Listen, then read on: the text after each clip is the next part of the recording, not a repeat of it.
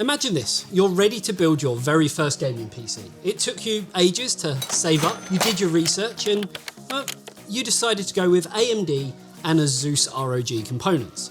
You carefully selected each individual components and you've just had it all delivered. But then it hits you, you actually have no idea how to build it. Well, you're in luck, because I'm not only going to show you how it all comes together, but how a few simple tweaks will get you some huge, and I mean huge, performance boosts at the same time. Intrigued? I bet you are. Let's do this.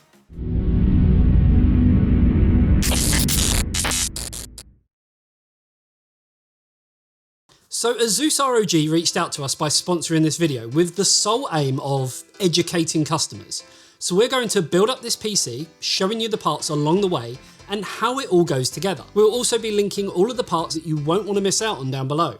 So be sure to check that out as well. Also, as mentioned, with a few little tweaks here and there, we're going to be getting some free performance boosts of anywhere up to 15% in various titles, without it costing you a penny. So let's get started. Starting with the motherboard. This is the ASUS B550F Gaming. It's B550, so we're getting the latest in terms of features and functionality without breaking the bank. It will also give us the special sauce we need when coupled with our CPU and GPU to give us those performance increases we all crave. Along with this, we're pairing it with the Ryzen 9 5900X. Frankly, a beast of a chip. 12 cores, 24 threads, and a boost clock of up to 4.8 GHz. This little CPU will be able to handle anything we throw at it, not just in terms of gaming, but other tasks too. So memory wise, I'm thinking Corsair, I'm thinking 32 gig, and I'm thinking it has to be the Dominator Platinum RGB.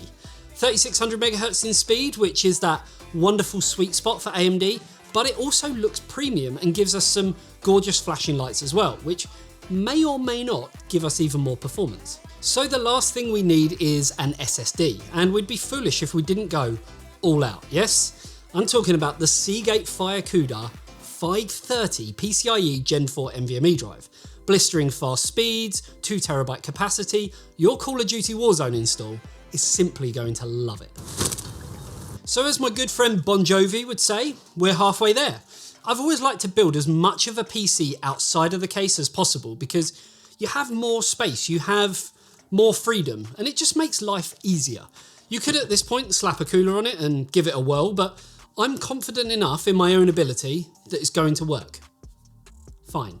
And if it doesn't, I can just stop recording and edit the video to look like it all went fine anyway. So the last thing we need to do is install the fixtures for the coolers. Trust me again, this is much easier to do before installing in the case, as otherwise you have to try and hold the original backplate in place while taking the retention brackets off and putting new fittings on. So speaking of the cooler, we're using the ASUS Ryzen 2 360mm cooler, the updated ASUS Noctua Lovechild with Noctua IPPC fans, a 3.5-inch LCD, and embedded pump fan for great performance, acoustics, and of course, stunning visuals. So with everything done, let's get it in the case. And for this build, we're using the P6 TG from Thermaltake, which is by far one of the weirdest cases I've ever had the pleasure of looking at. Not only can it be put onto your desk or floor, but can be wall mounted too.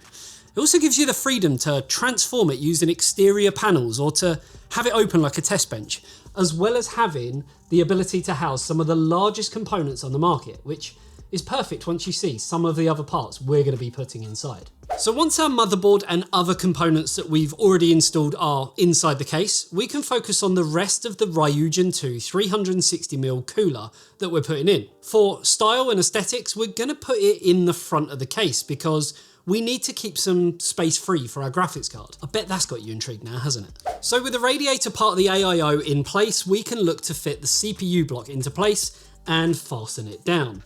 And no, we're not going to use any more thermal paste than we need to, as this cooler comes with it pre-applied. Next up would be the time to install your front panel headers, power button, HD audio, front panel USB and whatnot.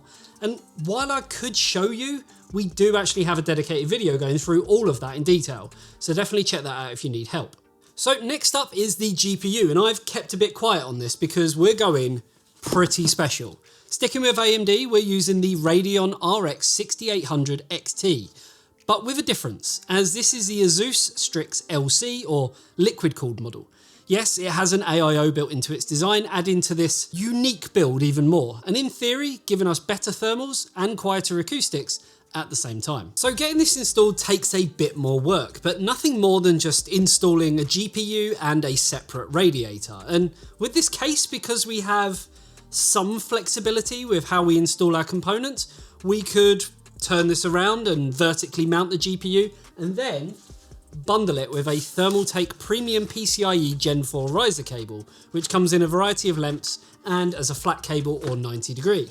We're going to keep it like this just because I want to keep the back of the case actually on there and don't want to open it up like a test bench. So once installed, our GPU slots in perfectly, and we can then look at kind of the best placement for the radiator, which I think is going to be probably somewhere around here.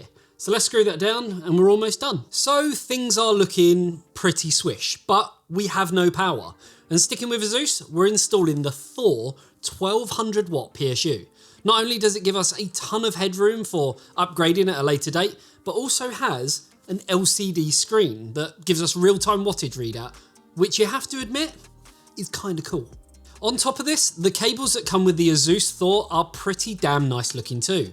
And we have more than enough connectors for our motherboard, GPU, and any other components that need powering directly from the power supply. So with everything installed and the panels all put on, it comes down to that moment of truth moment. Will it turn on? Here we go. Of course it turns on. Now, before we look at getting Windows on here, there's a couple of things that we need to do in the BIOS that I hinted at earlier in terms of getting the very best performance from what we've actually installed. And the first is going to be to set XMP.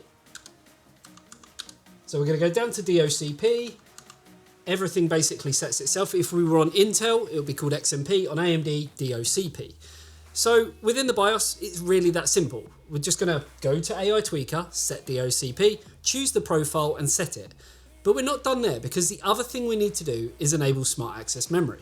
So Smart Access Memory is a feature available to anyone with a combination of a Ryzen 5000 or Select 3000 series processor, an AMD 500 series motherboard, and an RX 6000 series graphics card. It means we can just go in and unlock more performance by enabling some simple settings. Without getting too technical, what this does is allows the CPU to access the VRAM on the graphics card beyond the limitation that is normally there on a Windows-based PC, which is usually capped at around 256 megabytes. So just heading down to PCI subsystem settings, above 4G decoding, enabling it, resizable bar, setting that to auto, saving it, and away we go. So in our game test, we ran things at the optimized defaults to kind of set a baseline figure, then set XMP and ran it again to see what kind of difference we were able to get. And then finally, after enabling Smart Access Memory, we ran them all again. In our first game, Assassin's Creed Valhalla, on high settings, we saw no increase to performance when enabling XMP, likely due to the system optimizing the memory pretty close to its rated spec. Though when enabling Smart Access Memory, we saw a huge jump from 145 FPS to 167.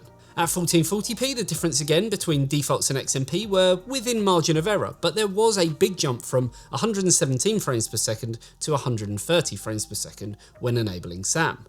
At 4K, the difference wasn't as great between our tests, but we still saw a small and modest jump from 73 FPS to 77. Moving on to our next game, Dirt 5 on the high preset with dynamic resolution scaling off, and we didn't see as much of a jump this time. Funnily enough, XMP actually saw our FPS drop at 1080p, while SAM managed to bump it back up a bit. At 1440p, again, SAM did make a difference, but only by a few FPS, and then at 4K the difference was so negligible that you wouldn't really notice the difference. In Far Cry 6 using the high preset, XMP made more of a difference from optimized defaults than enabling SAM did after, but at such a high frame rate in the first place, this kind of game isn't really going to show much of a visual gain. At 1440p we saw a steady increase in performance both when enabling XMP and Smart Access Memory, and the same was seen at 4K too. In Horizon Zero Dawn at 1080p on the quality setting, we saw a large gain between defaults and enabling XMP, and then a similar gain again when enabling SAM, and the same effect at 1440p as well. While in 4K the gains weren't as significant, the gains were still very much there, and free performance is still free performance. Moving on to Metro Exodus on the high setting, both at 1080p and 1440p, we saw little to no gain between setting XMP and enabling SAM. But at 4K we did see quite a large jump from 60 frames per second up to 78 frames per second when enabling XMP. I do actually believe that if we were running the enhanced edition of this game, we may have seen slightly different results. Finally, in Shadow of the Tomb Raider at 1080p, we saw a small gain from 201 FPS to 206 when enabling XMP, and a minor boost to 208 when enabling Smart Access Memory. At 1440p, we saw a similar story with a steady increase as we enable these features, and very much the same at 4K. So there we have it, a few things to talk through. Firstly, how amazing does this system look? Starting with that case, no matter what angle you look at it, it just has something new to focus on and shows off the rest of the components inside beautifully. And what amazing parts they are as well. I've always been a bit OCD when it comes to keeping a build brand centric, and with Asus sponsoring this video, it allowed us to use as many of their products as possible. And you can even tweak them within the Asus Armoury Crate software, which gives you the ability to change RGB effects in AuraSync, monitor speeds and frequencies on the dashboard, and even increase that performance even more when using the built-in tweak software. The other cool thing that you can do, which I'll admit I've probably spent more time doing than I should, is playing with that super crisp, crystal clear 3.5-inch LCD on the Ryzen 2 360 AIO.